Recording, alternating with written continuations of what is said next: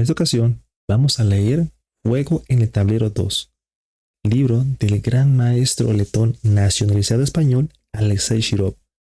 Pues bien, este libro nos regresa hasta 1998, año en el cual Kasparov era el campeón vigente, puesto que después de haber derrotado a Karpov en un legendario match, se separó de la FIDE desde 1993 para poder fundar sus propias asociaciones y, como campeón vigente, ofrecer el título. Así es un título por fuera de la FIDE, y esto es el atractivo, que muchos jugadores iban a jugar tanto campeonatos de la FIDE, donde el campeón era Karpov, y jugar con campeonatos de las asociaciones de Kasparov, donde el mejor jugador podría disputar la corona con el mismo Kasparov. Y es así como inicia nuestra historia. El libro nos cuenta minuciosamente cómo es que un conjunto de malas decisiones, propuestas principalmente en su mayoría por Luis Rentero Suárez, quien fue el fundador del Torneo de Linares y a su vez también el presidente de la WCC, World Chess Council, una de las asociaciones de Kasparov, prácticamente implicaron a Kasparov y al mismísimo Kramnik en una de las situaciones más significativas en el mundo del ajedrez, donde llevarían a un punto de quiebre al autor de este libro. Recordemos que Shirov en sus inicios era una joven promesa y un talento sin igual.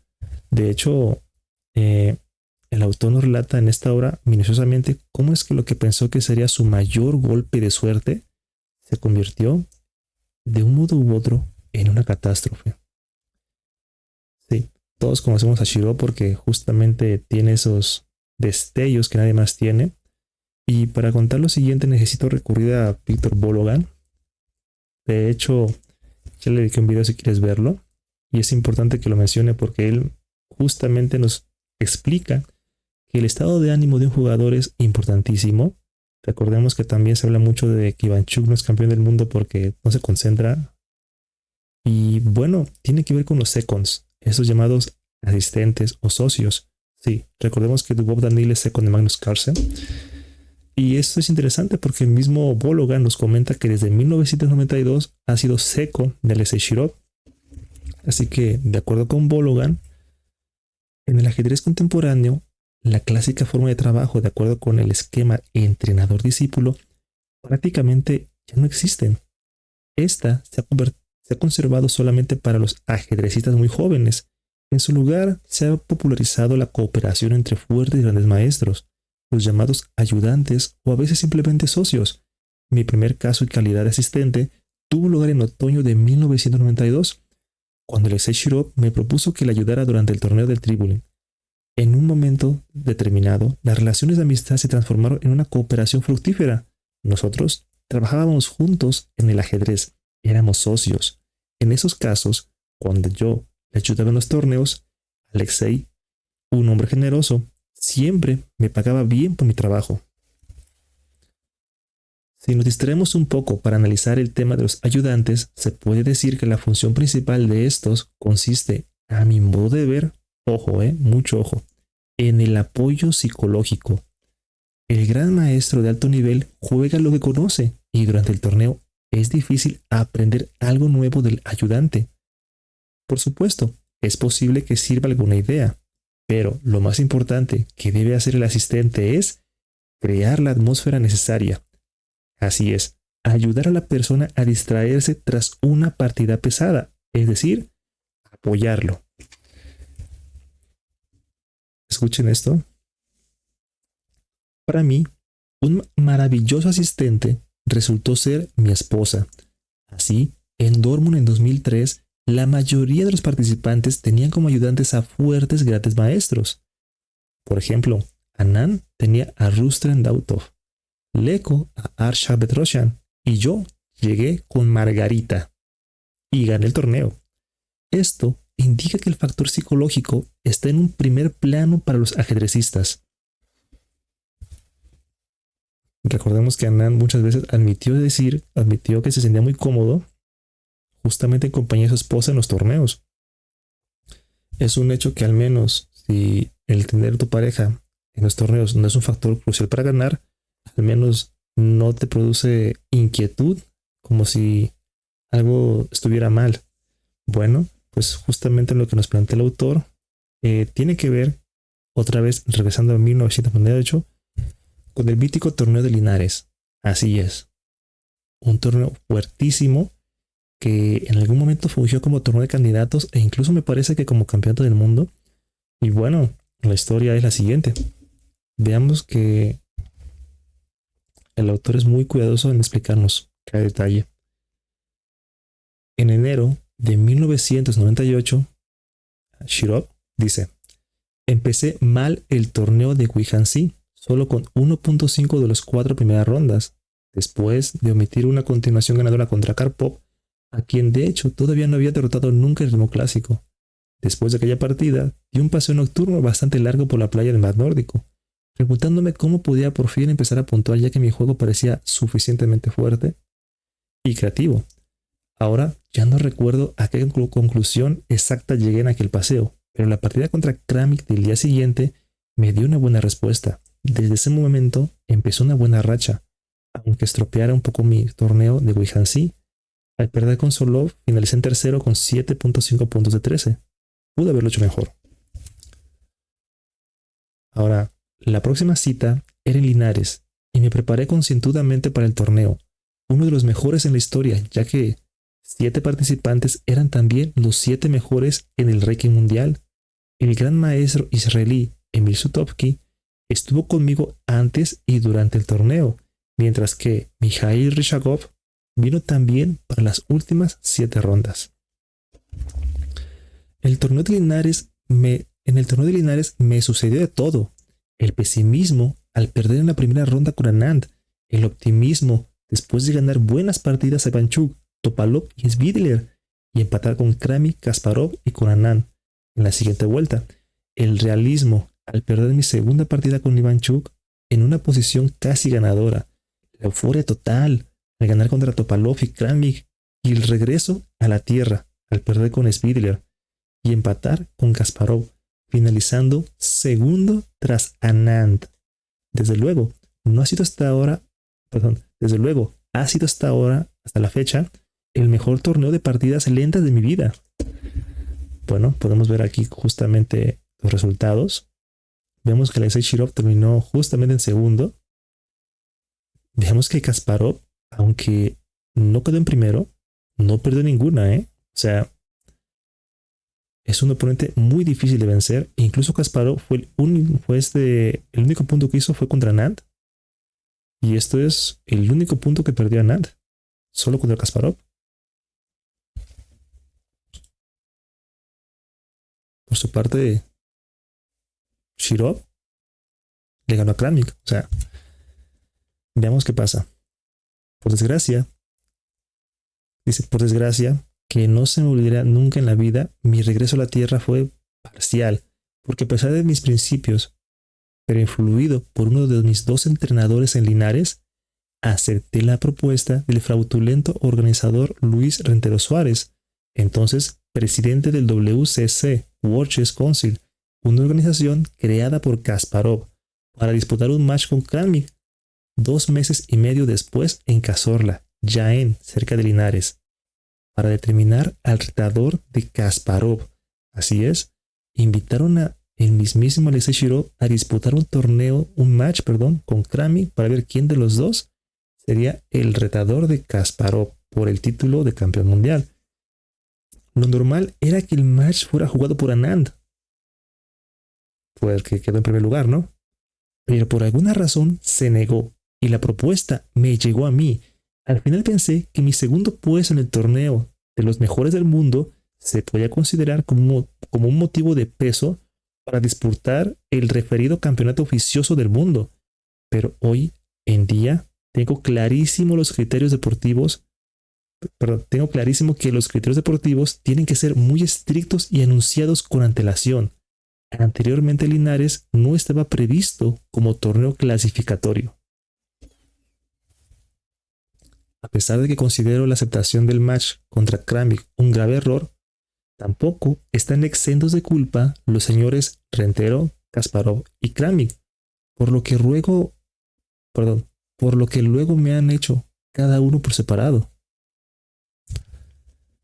Pero entonces, en marzo de 1998, yo no podía saber qué iba a suceder, y por el momento mi meta era muy clara: prepararme para el match contra Kramnik de la mejor manera posible.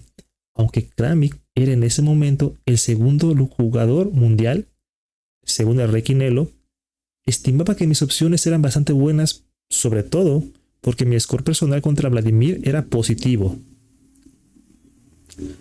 Pensaba que neutralizando la ventaja de Kramnik en la preparación teórica, podría superarle en el medio juego y en el final. Casi al terminar Linares, empezaba el torneo tradicional de partidas rápidas y ciegas Melody Amber. Y como siempre, empecé mal. Pero es curioso que aunque no realizara una preparación específica para las partidas, el torneo de Mónaco también resultó un gran éxito, ya que al final logré empatar el primer puesto con Kramnik por delante de Ivanchuk, Anad y Karpov, entre otros. Todo indicaba que mi forma podría incluso mejorar de cara a Cazorla, y decidí hacer un entrenamiento en Riga con Richangov y All durante meses. Nunca en mi vida tomé el ajedrez tan en serio. Bueno, es así como Shirov se preparó durísimo para jugar su famosísimo match contra Kramnik, para ver quién de los dos iba a retar al campeón, el mismísimo Garry Kasparov.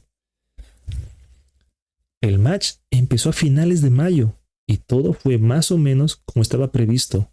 Mi equipo de entrenadores Alov, All, Sutovsky y Rishagov trabajaban a tope todos los días, y aunque yo no conseguía mucha ventaja con las piezas blancas, era difícil refutar la Petrov. Pude crear algunos problemas prácticos en la cuarta partida y acabé ganando un final muy largo. Con negras adopté la defensa Grunfeld y no tuve muchos problemas las dos primeras partidas, solamente sufrí en la quinta. Pero cuando logré salvarme en una posición delicada, ya me sentía muy cerca de la victoria final. El match estaba previsto a 10 partidas y recuerdo que en la octava tomé una decisión curiosa. Decidí no arriesgar nada, con una variante muy pacífica. La quinta jugada E2 con ventaja en la Petrov, por lo que con tablas le exigía a Kramnik intentar ganar la novena partida a cualquier precio, y si Kramnik lo hubiera logrado, entonces todavía hubiera podido luchar por la victoria con las piezas blancas en la partida final, claro. Pero no resultó necesario, ya que pude ganar la novena a pesar de unos momentos muy delicados después de la apertura. De hecho, sí. Es así como Shirov ganó el match contra Kramnik y el derecho a disputar justamente la corona con Kasparov. Por cierto, si quieres revisar cómo estuvo la novena partida, tengo un video que habla de ello, justamente para acá. En la mente de Shirov no había nada más que su futuro encuentro por el campeonato del mundo contra Kasparov. Estaba hecho. Shirov se consideraba el ser humano más afortunado del mundo. Le ofrecieron la oportunidad de disputar un match de candidatos con Kramnik y a su vez resultó vencedor, por lo cual mínimamente ya era subcampeón del mundo. Solo había falta demostrar que tenía lo necesario para darle dificultades a Kasparov y, si se vale soñar, ganarle. Es así como tenemos que tener en cuenta que muchas veces el perfeccionar tu vida profesional te lleva a serios problemas en tu vida personal. Cuando volví a mi casa, en Tarragona, la encontré vacía. La relación familiar ya no estaba bien durante los últimos años. Suele pasar cuando el deporte absorbe todo, pero de todos modos el cambio fue drástico. El mismo día me enteré también de que la cuenta bancaria más importante había sido limpiada por mi ya exmujer. Te imaginarás cómo se sentía Shirov. Del cielo al infierno. El proceso de divorcio siempre es duro, sobre todo cuando una niña, mi hija Natalia, de 4 años de edad, estaba en medio. Encima, me sentía totalmente novato con los sistemas legales en España, porque unos 2-3 años de adopción de una nueva nacionalidad no es lo mismo que vivir toda la vida en el mismo lugar. Recuerdo que me pareció totalmente absurdo que un divorcio no se consiguiera antes de un año, una vez firmado el convenio de la separación conyugal. Por supuesto, intenté acelerar el proceso al máximo, aceptando unas condiciones poco favorables. Por supuesto, debí olvidarme por completo del ajedrez durante una temporada, y en esas circunstancias hubiera sido una buena idea cancelar mi participación en el torneo de Dortmund. Recordemos que Dortmund era un torneo solamente para super grandes maestros, era muy disputado, tanto es así que en la actualidad hay un torneo grandísimo donde figuran más de 100 maestros, grandes maestros, llamado Aeroflot, y el que gane de todos ellos va a disputar un lugar en el Dortmund. Sí, dice, debí cancelar mi participación en el torneo de Dortmund que se tenía que jugar en julio de 1998, pero a veces es muy difícil no cumplir con tus obligaciones firmadas. Así es. Bueno, es un hecho que su estado anímico estaba por los suelos. Y dado a la dificultad del torneo, porque es para grandes jugadores, pues es obvio que eso le iba a jugar en contra. Sí, este torneo es un torneo muy cotizado y es conocido como el torneo de Grammy porque siempre lo gana. Lo gana como 10 veces. Y bueno, vamos a ver que Shirov no la pasó nada bien. Como dijo, no debió asistir. Su estado no era el ideal. Ir a Dortmund fue un grave error, ya que hubiera sido mejor intentar llegar a un acuerdo con los organizadores a cualquier coste. Durante el torneo estaba muy desconcentrado y al mismo tiempo estresado. El nivel de los mejores jugadores del mundo eres tan alto que no te perdona ningún momento de debilidad y van por ti. Acabé con 2.5 puntos en 9 partidas, a pesar de jugar bien algunas fases de mis partidas, y finalicé en último lugar. Es justo lo que dijimos al principio, ¿recuerdas? Lo que dijimos con Bologan, que el estado de ánimo de un jugador es lo más fundamental a la hora de enfrentar cualquier competición. Las revistas de ajedrez enseguida aprovecharon esta actuación y la tildaron como un expresivo Kramnik arriba, ya que ganó el torneo, Shirov abajo. Mis peores sospechas de que el resultado de Cazorla podía ser reclamado llegaron a confirmarse 2 años más tarde, desafortunadamente. Sí, esto le jugó en contra, puesto que ¿cómo es posible que el que le había ganado a Kramnik y quien iba a ser el próximo retador por el campeonato del mundo, pues quedara en último lugar? Hizo que muchos pensaran que probablemente no fue la mejor elección y que tal vez lo de Kramnik fue un golpe de suerte. Bueno, lo de ganarle a Kramnik en el match fue un golpe de suerte. Si ves el resultado del torneo de Dortmund, te darás cuenta que hay jugadores fuertísimos. Y sí, Kramnik arriba y Shirov está en último lugar. Así que la prensa hizo ruido y al final de cuentas pasó. En la sección de partidas, el lector podrá apreciar cómo me sentía más o menos entre torneo y torneo, luchando contra mi mala forma y esperando la confirmación de mi match con Kasparov, que originalmente se debía jugar en Sevilla en noviembre de 1998. También intenté prepararme a conciencia con lo dura que era aquella situación, y en este caso estuve ayudado por el gran maestro armenio Vladimir Akopian, quien un año más tarde consiguió un triunfo muy importante en Las Vegas, quedando subcampeón del mundo. Sí, el campeonato FIDE. Recordemos que había 2 campeonatos de aquel entonces. Poco a poco empecé a recuperar la mejor forma.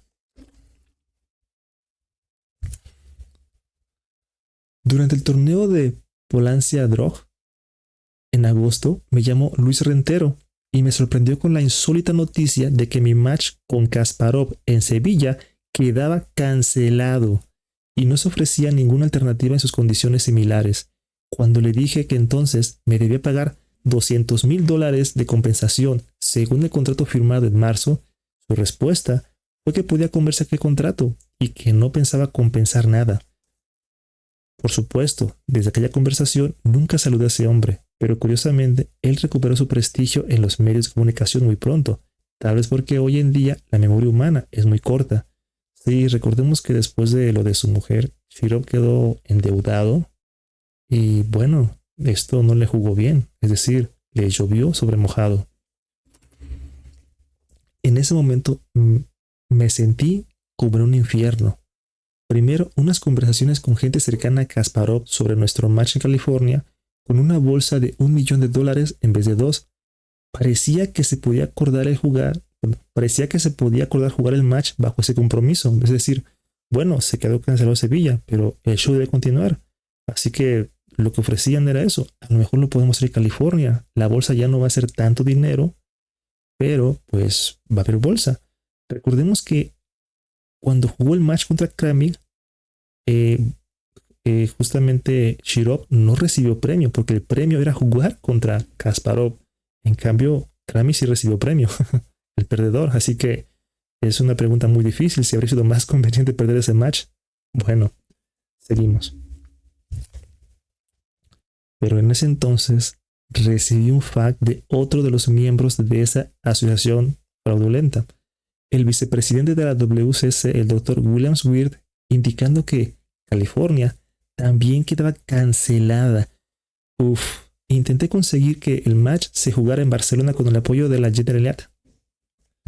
Es decir, Shirov se aferró lo más que pudo a la idea de jugar con Kasparov. Incluso intentó buscar la moda de que pudiera alguien cercano al financiar el match. Vaya, hizo de todo. Es obvio que él tenía intención de jugar y disputar el título mundial. Pero entonces, en octubre de 1998, solamente 4 meses después de Cazorla, es decir, después de haberle ganado a Kramnik, Kasparov anunció públicamente que ya iba a buscar otro retador. De mis derechos, nada. Así terminó mi aventura con el Campeonato Mundial Oficioso, que de hecho luego estuvo reconocido por la FIDE como oficial durante el cisma de Praga de 2002, cuando el campeón ya era Kramnik. No creo que una violación tan fuerte de las reglas haya ocurrido alguna otra vez en la historia del deporte. Brutal. Sí, es muy complicado muchas veces llevar a cabo los programas, y como él dijo, si no había un acuerdo de torneo clasificatorio de Linares, pues era obvio que algo iba a salir mal. De hecho, si nos damos cuenta, el torneo de Kramnik contra Kasparov de Londres se llevó a cabo en el año 2000, es decir, mucho tiempo después. Sí, es decir, se necesitan muchos apoyos, condiciones y bueno, todo le jugó en contra a Shirov. La pregunta es, ¿qué habría pasado si hubiese llevado a cabo el encuentro contra Kasparov? Bueno, existe el rumor de que Kasparov no estaba muy interesado en jugar con Shirov porque resulta que Shirov, como él dijo, que no le había ganado a Karpov en lentas, tampoco le había ganado a Kasparov. Y le parecía que Kramnik era un oponente más interesante porque sí le había llegado a ganar. Es decir, consideraba que probablemente sería una pérdida de tiempo jugar contra Shirov. Y si pensabas que tal vez si Anand hubiera aceptado la propuesta, habría sido la historia muy diferente, quién sabe, tal vez Kasparov tampoco estaría muy interesado en jugar contra Anand. Recordemos que en el torneo de Linares incluso fue el único que le ganó a Anand. Es obvio que Kasparov tendría sus ojos en Kramnik desde un principio. Y bueno, es así como el campeón del mundo eventualmente años después llegó a ser el famosísimo y por supuesto el fuertísimo jugador Vladimir Kramnik. Volviendo a los años 1998 y 1999, tuve que seguir vaciando mis cuentas bancarias. Uno de mis analistas de Cazorla, el GM, Emil Sutovsky, insistió en que le pagara no solo los honorarios por su trabajo, por el match, sino también la prima especial que le prometí tanto a él como a mis otros analistas en caso de vencer en Cazorla, sin darle importancia a los problemas para celebrar el match contra Kasparov. Sí, es otra cosa muy interesante, ¿eh? Generalmente es la razón por la cual se piden los pagos en los torneos, porque realmente cuando una persona juega ajedrez a este nivel, es como ya vimos, es un compromiso con entrenadores, con socios, y tienes que pagarles sus sueldos a todos ellos. Es decir, que el hecho de que él recibiera como premio justamente el derecho a disputar contra Kasparov la corona, pues no le jugó nada bien en sus finanzas. Así que si te preguntabas por qué son tan elevados los costos de los premios en los torneos de ajedrez, es por todo esto. Porque especialmente a este nivel hay una hay un gran aparato que sostiene a cada jugador, un gran equipo. Es otro ejemplo de la actitud mercantil típica de la gente contemporánea, aunque afortunadamente este fuerte gran maestro israelí es conocido por los pocos jugadores a los que es conocido como uno de los pocos jugadores a los que no deseo saludar más. La vida sería terrible en caso contrario. Así, rotas la familia, las finanzas y los derechos deportivos, empecé una nueva vida. Gracias a la amistad que me seguía uniendo con Valery Salov y Mikhail Rishagov, pude tranquilizarme con más o menos rapidez y seguir trabajando en mi ajedrez más por placer que por otra cosa. Exacto, él mismo lo admite, ya no está obsesionado con ser el campeón del mundo. Ahora lo hace porque es un ajedrecista y es lo que puede hacer. En noviembre de 1998 ya pude mostrar los primeros síntomas de mi recuperación de un juego en el match contra el gran maestro checo Zbigniew Hagen, ganándole en Ostrava por 5-1. En enero de 1999 volvió a ganar a Kramnik en Belgrado en la Copa de Europa de Clubes, donde mi equipo Polonia de Varsovia, en el cual jugaba también Ol, Rastentas, Gatsky, Masiega y Besoko, ganó al Agro Universal de Belgrado, encabezado por Kramnik, Anand, Bielaski y Gelfand. Es decir, mira, tuvo un regreso importante, tuvo un retorno maravilloso, supo enfrentarse a la adversidad, y aunque hoy en día ya no es el gran maestro que ocupó los primeros lugares, recordemos que en algún momento fue el número 3 del mundo, pues es un hecho que siempre da de qué hablar. Alexei Shirov es ese jugador que hace las jugadas más impredecibles y maravillosas que te puedas encontrar. Así que, ¿qué opinas de esto? ¿Crees que esto fue una mala racha que tuvo o que realmente hubiese habido una alternativa para jugar los torneos? Sí, desde la perspectiva de Shirov, pues tiene en mente que Rentero no debió ofrecer eso porque no había ningún acuerdo sobre el torneo de Linares que fuera candidatos.